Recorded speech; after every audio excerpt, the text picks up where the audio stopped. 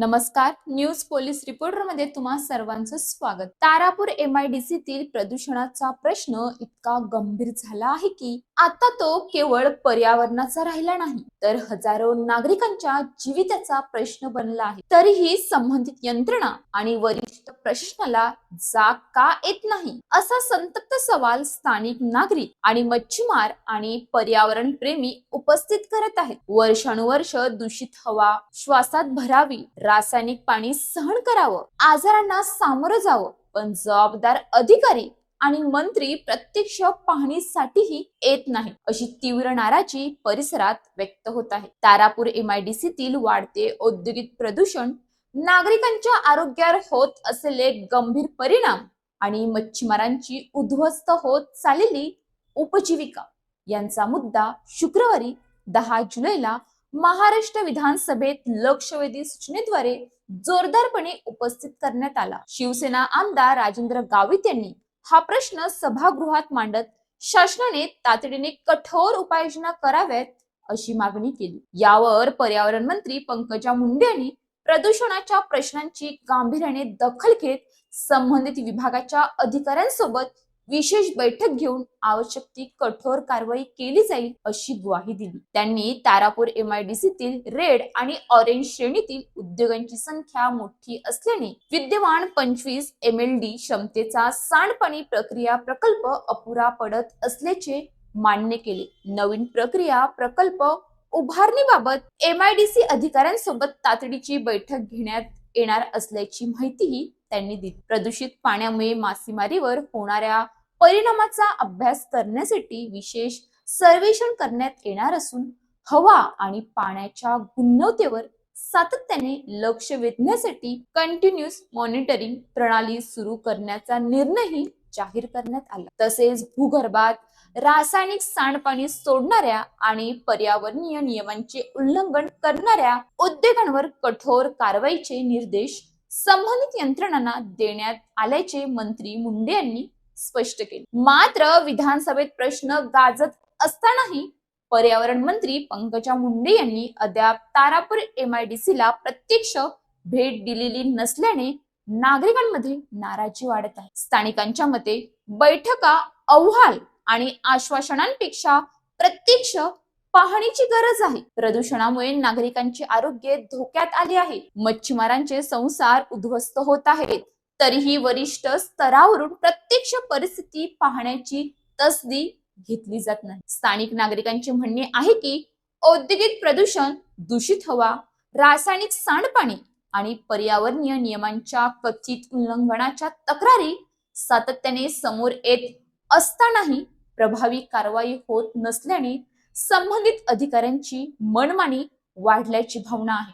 त्यामुळे पर्यावरण मंत्री पंकजा मुंडे यांनी स्वतः तारापूर MIDCला भेट देऊन परिस्थितीची पाहणी करावी आणि दोषींवर कठोर कारवाई करावी अशी जोरदार मागणी नागरिकांकडून होत आहे। विधानसभेत प्रदूषणाचा मुद्दा पुन्हा गाजला, आश्वासनांची पाऊस पडला, पण तारापूर मधील नागरिकांना आता भाषण नको तर स्वच्छ हवा, शुद्ध पाणी आणि जबाबदारांवर कठोर कारवाई हवी आहे, अन्यथा विषारी प्रदूषण सुरूच आणि सरकारी आश्वासनांचाही धूर सुरूच अशीच उपरोधिक प्रतिक्रिया परिसरातून उमटत आहे।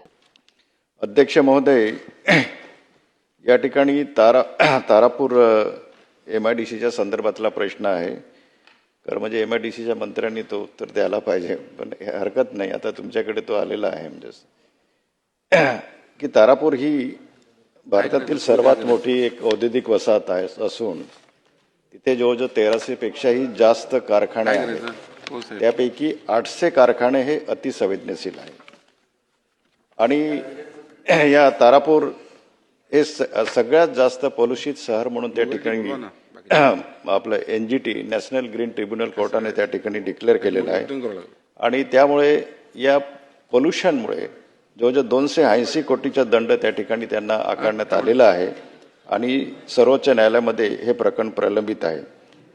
अनेक पालघर जिल्ह्यातील मोरबे, नवापूर, खाडी परिसरातील सागरी पर्यावरणावर तारापूर MIDC मधून सोडण्यात येणाऱ्या प्रक्रिया न केलेल्या अथवा प्रक्रियेनंतर सोडल्या जाणाऱ्या रासायनिक सांडपाण्यामुळे त्या ठिकाणी मोठ्या प्रमाणात त्या ठिकाणी गंभीर अशा प्रकारचे परिणाम होत आहेत.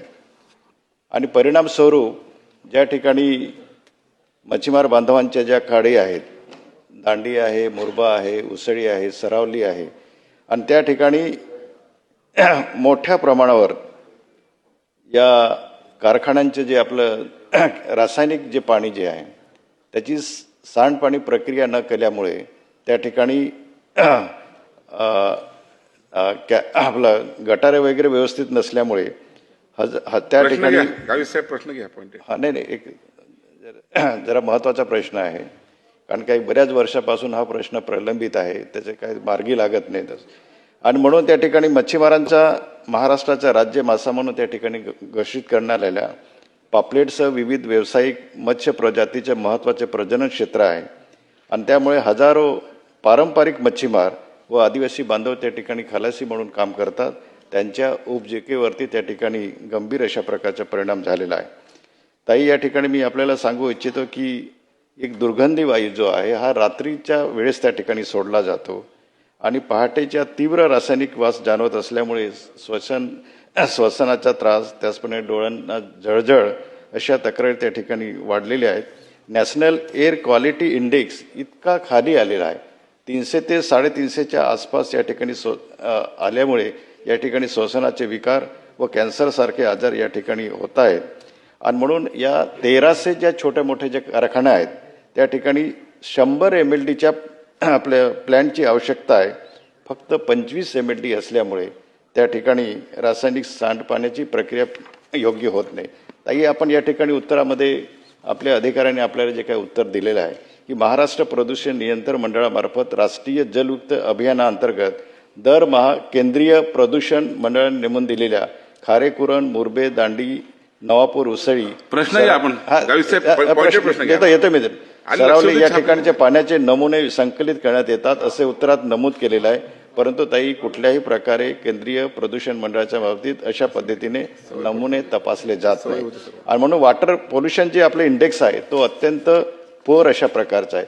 माझे स्पेसिफिक प्रश्न आहे की बोईसरला 1.25 लाख लोकसंख्या असलेल्या वाढत्या लोकसंख्येमध्ये निर्माण होणारे घरगुती सांडपाणी व त्यावर प्रक्रिया करण्यासाठी STP प्लांट लावणार आहात का? कारण हा सगळ्यात महत्त्वाचा प्रश्न आहे. आणि दुसरा प्रश्न आहे औद्योगिक सांडपाणी व्यवस्थापन. MIDCची अपुरी संकलन असल्यामुळे त्या ठिकाणी 12ही महिने त्या ठिकाणी नाले जे आहे ते कायमस्वरूपी त्या ठिकाणी वाहतात. तिसरा प्रश्न आहे की सर्व सांडपाणी औद्योगिक व घरगुती यावर प्रक्रिया करण्यासाठी आपण काही उपाय करणार आहात. आणि चौथा सगळ्यात महत्त्वाचा प्रश्न जो आहे की या मच्छीमारांच्या व्यवसायावरती परिणाम होत असल्यामुळे मासेमारीवर झालेल्या परिणामांचा सखोल अभ्यास करण्यासाठी सेंट्रल मरीन फिशरीज रिसर्च इन्स्टिट्यूटला आपण त्या ठिकाणी अशाच ताज्या बातम्यांसाठी आमच्या न्यूज पोलीस रिपोर्टर चॅनलला लगेच सबस्क्राईब करा आणि बेल आयकॉन दाबायला विसरू नका.